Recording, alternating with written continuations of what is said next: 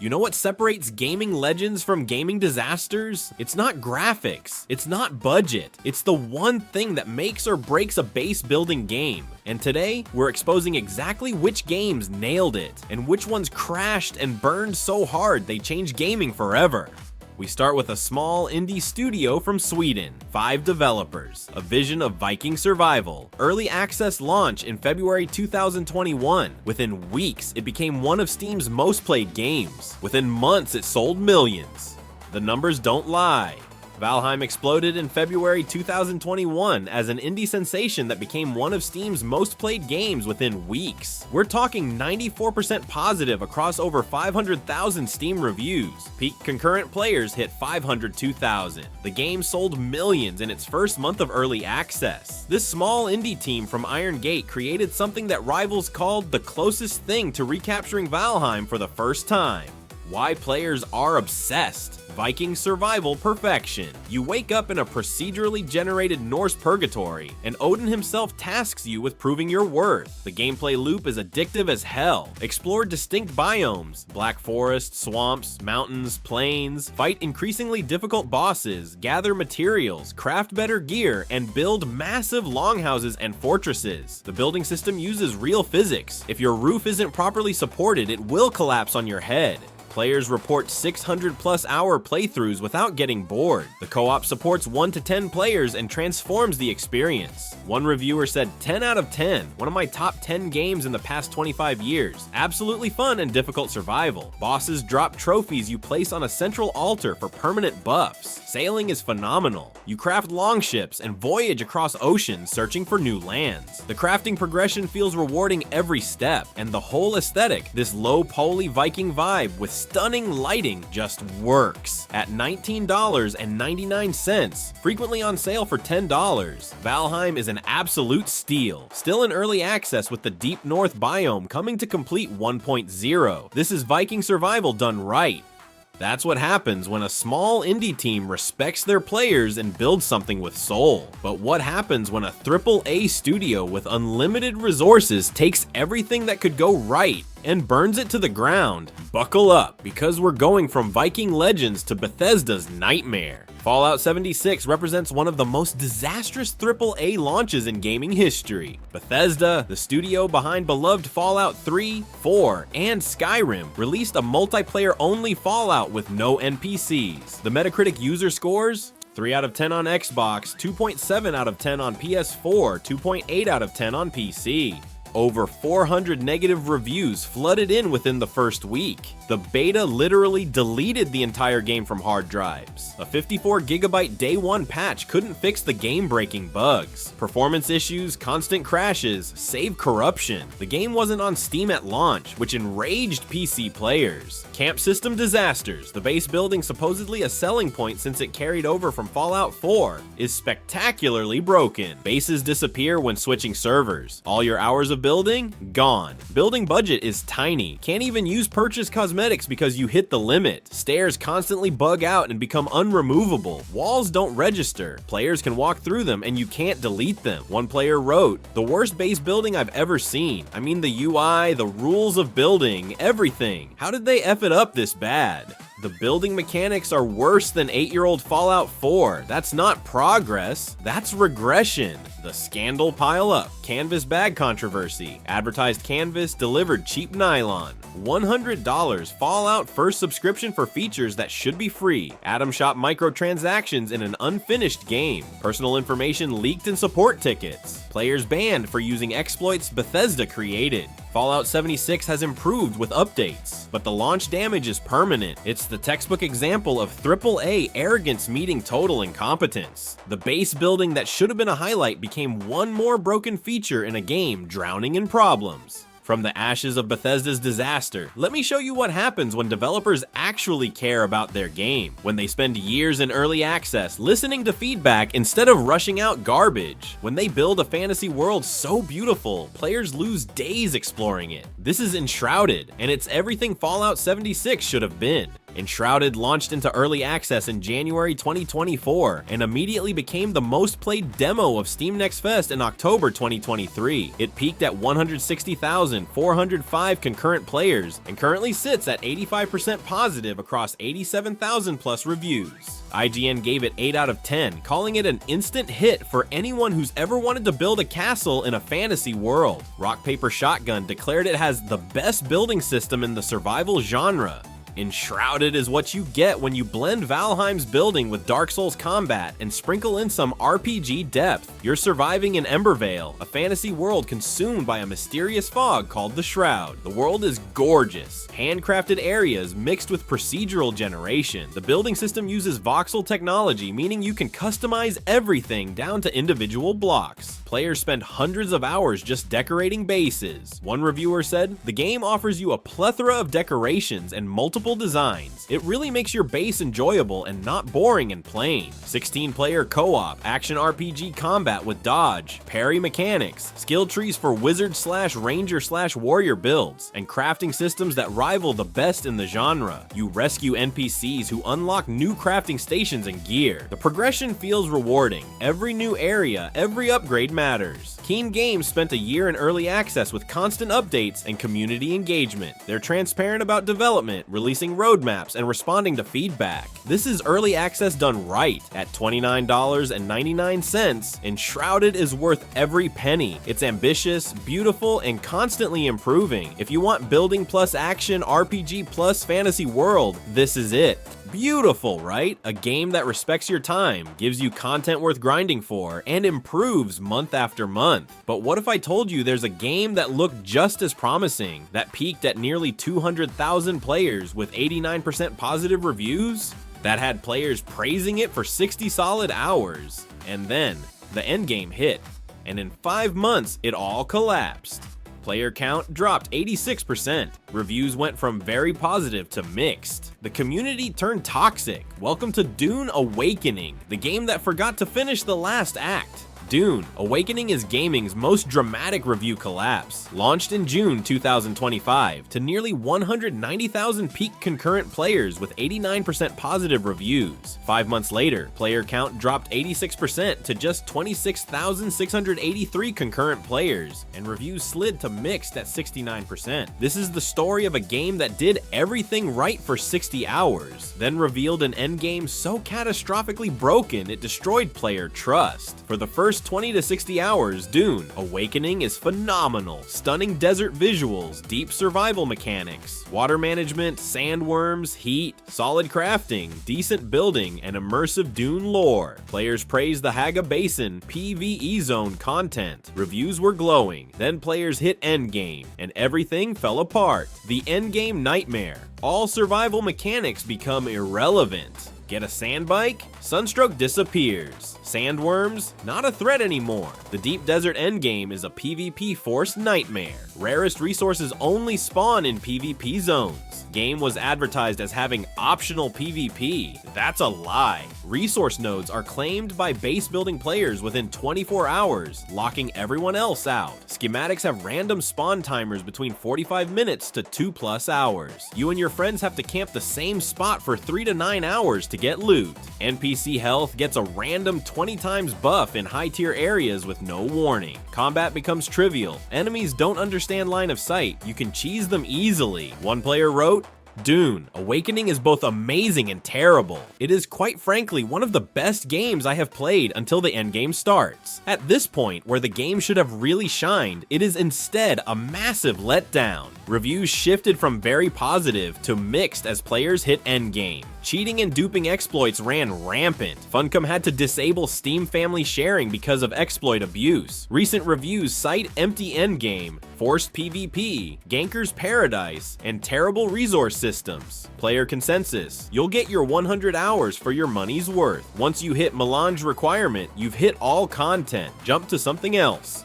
Dune Awakening is a cautionary tale about building a solid 60-hour experience and forgetting to plan the endgame. At $49.99, it's expensive for what amounts to a spectacular opening act followed by a third act so bad it drives players away. Funcom promises fixes, but the damage is done.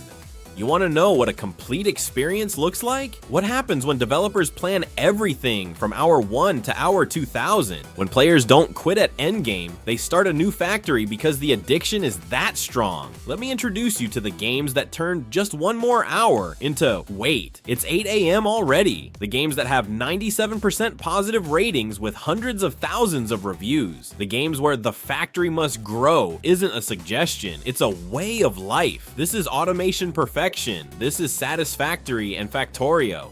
The Automation Titans. These two games represent the pinnacle of factory automation base building. Both maintain 97% positive ratings with hundreds of thousands of reviews each. Both inspire 500 to 2,400 plus hour playthroughs. Both have communities that worship them. Satisfactory, the 3D masterpiece, Coffee Stain Studios spent 5 years in early access before the 1.0 launch in September 2024. It peaked at 186,158 concurrent players and sold 5.5 plus million copies. IGN awarded it 90 out of 100, calling it the best automation game of all time. Satisfactory takes Factorio's brilliant concepts and renders them in stunning first-person 3D using Unreal Engine 5. You build towering multi-story factories on an alien planet, walk through your creations, ride vehicles, explore gorgeous biomes, fight hostile creatures. Players described the factory must grow obsession and time loss. It was now 8 AM and I had to start work. One 56-year-old gamer with 40 plus years experience wrote, "Very few games have kept my attention more than Satisfactory. 2,000 plus hours so far and expect to double that." Factorio, the legendary indie, Czech studio Wooby Software created an automation masterpiece. Factorio once held the title of Steam's highest rated game with 200K plus reviews at 97%. It costs $35 and has never gone on sale. Woob maintains fixed pricing out of respect for early supporters. The community supports this decision. Players report pulling all-nighters, losing track of time, chasing perfect conveyor belt ratios. One reviewer, the #1 greatest game of all time. 10 out of 10 would be an insult. Another with 2,000 plus hours. Very few games have kept my attention more than Factorio. The Space Age expansion, October 2024, earned 91 out of 100 on Metacritic, described as an immediate contender for the best expansion ever made. Both games teach optimization and systems thinking through infinitely scalable automation. Every problem has multiple solutions. The addiction is real. That just one more hour feeling that turns into 8-hour sessions. The modding communities are massive. Factorio has 5,000 plus mods. Satisfactory, $39.99. And Factorio, $35, represent automation perfection. No predatory monetization, constant development, performance excellence despite massive complexity, and communities that span years of dedicated play. These aren't just games, they're lifestyles. Years of dedication, communities built on trust, developers who never go on sale because they value their players. That's what gaming should be. But what happens when a reputable developer sees early access as a cash grab? When they make promises they never intended to keep? When they take your $20, deliver a broken alpha, and then blame you for not buying enough copies? This is the story that changed early access forever. The betrayal so legendary, players still won't forgive it over a decade later. This is why people don't trust early access anymore. This is Spacebase DF-9, and Tim Schafer has some explaining to do. The betrayal that changed early access forever, Spacebase DF-9 is the cautionary tale about early access abuse. Developer Double Fine Productions, led by Tim Schafer, perpetrated one of gaming's most infamous abandonments. This single game damaged early access's reputation industry-wide. The Promise, released to early access in October 2013, with ambitious promises, time travel, holodecks, extensive AI systems for station inhabitants, deep base building complexity, meaningful progression. Players paid $20 for this vision. The Abandonment, September 2014, just 1 year later, Double Fine announced development was ending immediately. The game was rushed out of early access in a hollow, broken state. Metacritic 46 out of 100, but user fury tells the real story. Schafer's excuse: Tim Schafer blamed customers for not buying enough copies to fund development. 12 employees were laid off in November 2014, including project lead JP LeBreton. Official support ended May 2015. As damage control, Double Fine gave owners a free copy of Hack and Slash at worth $5, while Spacebase cost $20 and released the source code. These gestures couldn't save the hollow experience they'd left behind.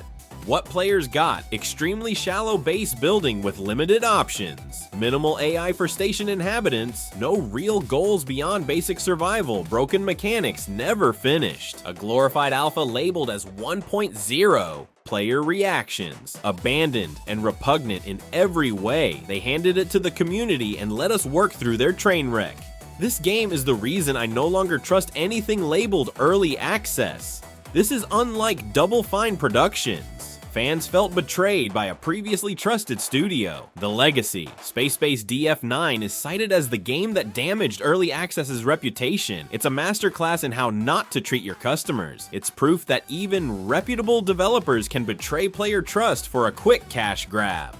The verdict: at 16% positive, 84% negative, Spacebase DF-9 stands as one of Steam's most hated games. It's the poster child for early access abuse and developer abandonment. Never forget, after that betrayal, you'd think players would never trust a controversial developer again, right? Early access DLC while the game's unfinished, a $40 million lawsuit, performance so bad it runs at single-digit frame rates, toxic official servers where players grief you in PvE. You'd think that game would tank, that players would abandon it, that it would become another cautionary tale. But what if the core concept was so good, so absolutely addictive, that players forgave everything? What if base building with dinosaurs was powerful enough to overcome every red flag? What if controversy doesn't matter when you can tame and ride a T-Rex? Welcome to Ark Survival Evolved, the flawed masterpiece with 750,000 plus reviews, and they're 83% positive. Ark Survival Evolved is base building with dinosaurs. Despite controversy, technical issues, and developer drama, it maintains 83% positive across 750,000 plus Steam reviews. It's one of Steam's most played survival games ever. OpenCritic critics rated it weak, 61 out of 100, but players tell a different story.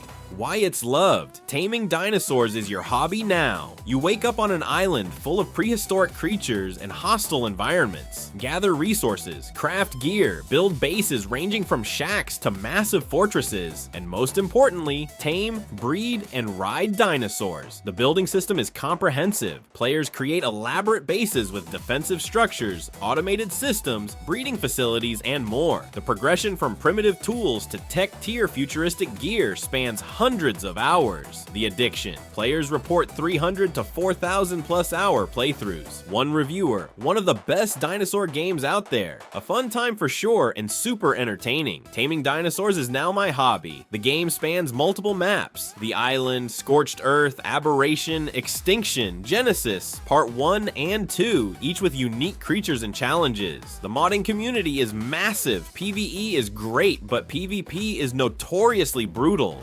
You will become a slave to no sleep. The controversy. Studio Wildcard released a $20 DLC, Scorched Earth, while the game was still in early access. That's ethically questionable. They also had a $40 million lawsuit settlement for illegal talent poaching. The game could have been pulled from Steam entirely. Performance optimization was terrible at launch. Feels like 2015 all over again. Single-digit frame rates. That quote from the remaster launch reflects the original's problems too. Official servers have massive toxicity problems. Even in PvE, players grief each other by killing dinosaurs and claiming bases. Private servers are the recommended way to play. Ark Survival Evolved is flawed but loved. It's proof that a great core concept, base building plus dinosaurs, can overcome technical issues and developer controversies. At $39.99 with multiple expansions, it offers thousands of hours of content. Just avoid official servers. See that? Even a controversial game with known issues can succeed if the core gameplay is solid, if players get what they came for, if dinosaurs are that cool. But what happens when you take a beloved franchise, a name players trust, and you destroy it with incompetence? What happens when you cycle through 3 development teams, release a broken mess, and get obliterated by a competitor that launches the next day? What happens when your building mechanics are so broken that menus freeze for 7 minutes? When Planet Coaster does everything better and everyone knows it. This is how you kill a franchise. This is how you turn 26% positive. This is how you make thousands of reviews that just say, buy Planet Coaster instead. This is RollerCoaster Tycoon World, the franchise funeral. RollerCoaster Tycoon World killed a beloved franchise. After cycling through 3 different development teams, it was released as an unfinished, buggy mess, and the timing made it even worse. Planet Coaster released 1 day later, November 17th, 2016, and obliterated it. Development hell. Originally announced in 2013, the game dragged through years of delays and changing direction. Early access launched March 2016 in terrible condition. The full release in November 2016 was still unfinished. Meanwhile, Frontier, the original RollerCoaster Tycoon 3 developers, was making Planet Coaster, when Planet Coaster's early access was already more polished than RCTW's full release. Players knew RCTW was doomed. Building disasters. The park building mechanics are fundamentally broken. Terraforming creates floating trees and rocks that can't be removed. Path system is confusing and poorly designed. Menus freeze for 7+ minutes at a time. Not seconds, minutes. Coaster Builder is glitchy and imprecise. Can't create smooth rides. Buildings don't snap properly. Everything feels janky. Performance is abysmal despite mediocre graphics. One reviewer. Playing this atrocity was like going back in time to tour Europe's most interesting outhouses during the Black Death. Another, I would give this a 0 out of 10 stars if I could. That's how I feel about being lied to. The cash grab. Early access cost $44.99, more than Planet Coaster. Atari used the RollerCoaster Tycoon name to mislead fans and make quick money. The game was effectively abandoned after release to fund mobile game RCT Touch. Thousands of Steam reviews simply said, just get Planet Coaster. The legacy. RollerCoaster Tycoon World is a warning about exploiting beloved franchises. It's proof that a famous name means nothing if the game is broken. It destroyed years of goodwill from RollerCoaster Tycoon 1, 2, and 3. At 26% positive, RCTW is one of the worst reviewed games on Steam. It's a masterclass in how not to develop a game. Planet Coaster 1, RCTW died, and the RollerCoaster Tycoon franchise still hasn't recovered. The gap between these games isn't marginal, it's a chasm. One group inspires 2,000-hour playthroughs and cult followings. The other inspires refund requests and permanent damage to developer reputations. For us hardcore base building fans, there's no middle ground. You're getting either gaming perfection or spectacular betrayal. Choose wisely. Now I want to hear from you. Which of these games have you played? Did I miss any base building legends or disasters? Drop your thoughts in the comments. And if you're a base building addict like me, subscribe because we've got more content coming that you need to see. Until next time, keep building or keep avoiding broken disasters. Your choice.